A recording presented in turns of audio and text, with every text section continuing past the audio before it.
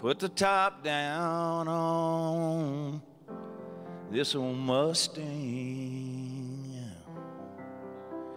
We'll buy us a bottle of wine. Head down south to see the old game.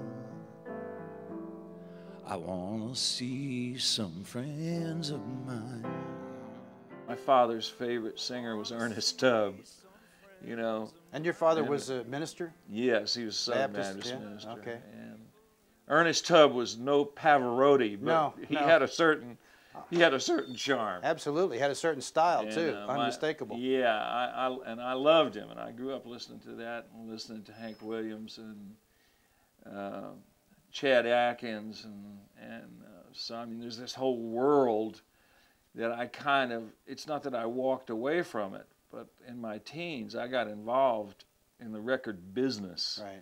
And started very early, very young. And started writing songs for Mr. Frank Sinatra and Barbra Streisand and people like that. And it was serious business. It wasn't so much of, gee, what would I like to be doing right now? I mean, it was an opportunity to work. And you took it seriously. Yeah. And you always say, I mean, he's written one of the best books about songwriting. It's a wonderful book. And if you are a songwriter or know somebody who is a songwriter, it's worth looking at, because I've read a lot of that book myself, and it's fascinating. I mean, you talk about the process, you talk about rhyming, you talk about a lot of the mechanics and the craft as well as the inspiration, which is difficult to really teach or talk about. It took me about 4 years to write the book. I had kind of gotten away by the end of the process. It had been a long time since I'd written a song, and it scared me. I thought, boy, what am I doing some sort of alchemy or some sort of a spell here where I'm losing where by writing all this stuff down, I'm not going to be able to do it anymore. I mean, I really did. I mean, I had nightmares about that. And finally, when it was over, and I got back to songwriting and stuff, but it was really kind of I don't know, it was an epiphany, you might say, where I just did writing the book help poured all this stuff out. Help you get through that time and back into the actual doing itself. And then just back into writing songs as much as possible. Is what I do now. By the time I get to Phoenix, she'll be rising. She'll find the note that I left hanging on her door.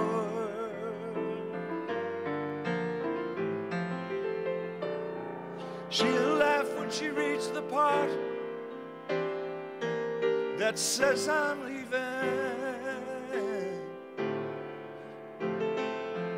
'cause I've left that girl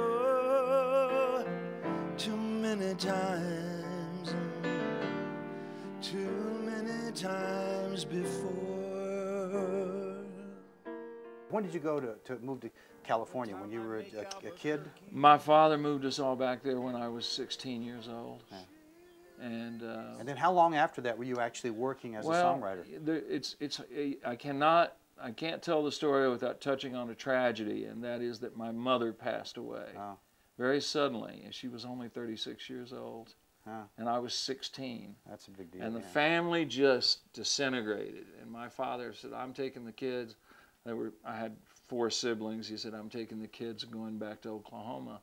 And I said, Dad, I can't go back to Oklahoma. This has been a lifelong dream for me to come back here.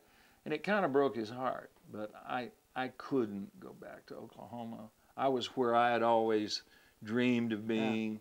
And had a chance to do what I really wanted. And you would not have been able to do that from Oklahoma, no question. No. The world you got in quickly only existed. Well, I love Oklahoma. I love it. That's not the point, though. It's about the there's business. There's a lot of famous people from Oklahoma. Exactly right. Not many of them became famous there, and for good reasons. I mean, the industry and the music industry was not located there, and you got deeply into it. There was one little recording studio in Oklahoma City that I know of that I visited one time and made a little acetate, and but that was about it.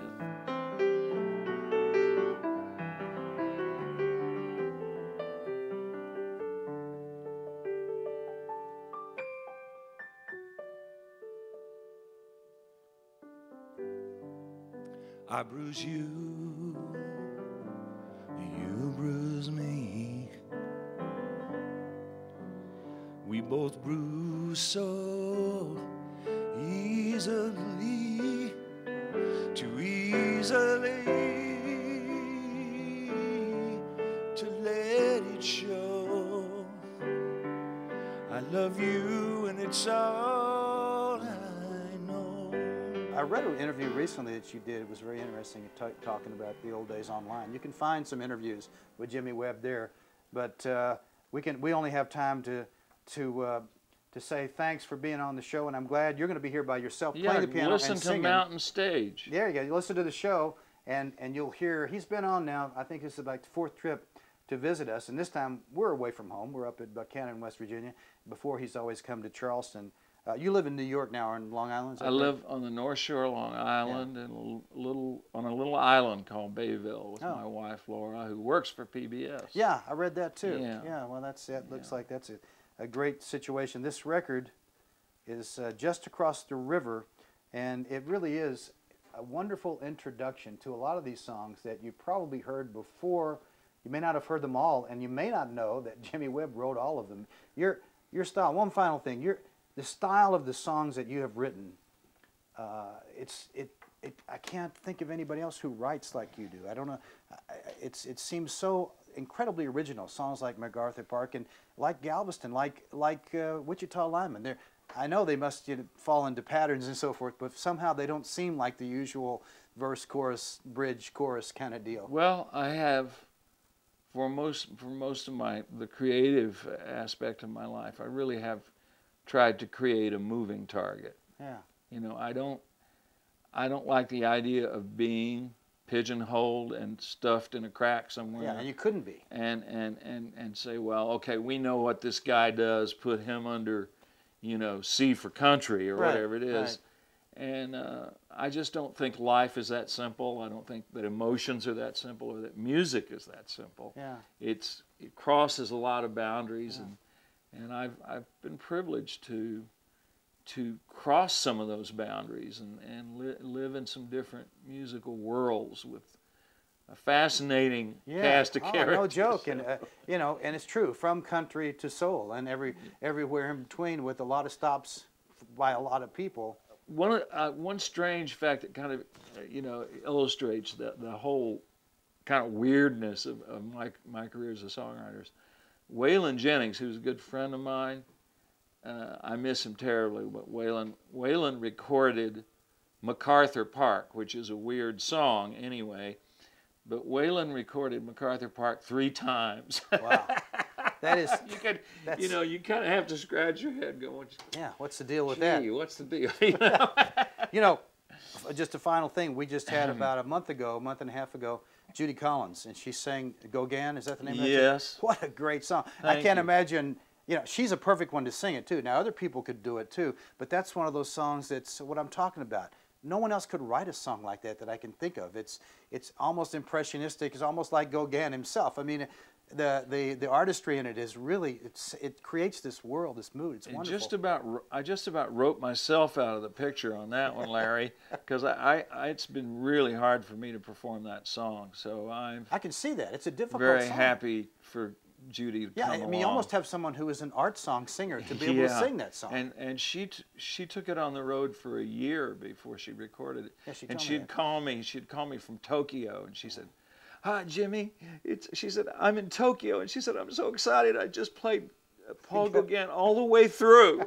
And it's a challenging song, but it's like a little world of its own. I mean, thank you. It's a great song. Thank Anyway, you. we could go on forever. Jimmy Webb on Mountain Stage, and the latest one is Just Across the River, with a whole list of great people singing some of his greatest songs. Vince Gill is on there. That's true. Doing Oklahoma Nights with me, which is a big moment for me. So check it out. Check the show out. Thanks for coming back to see us. Thanks. Thank you, Larry.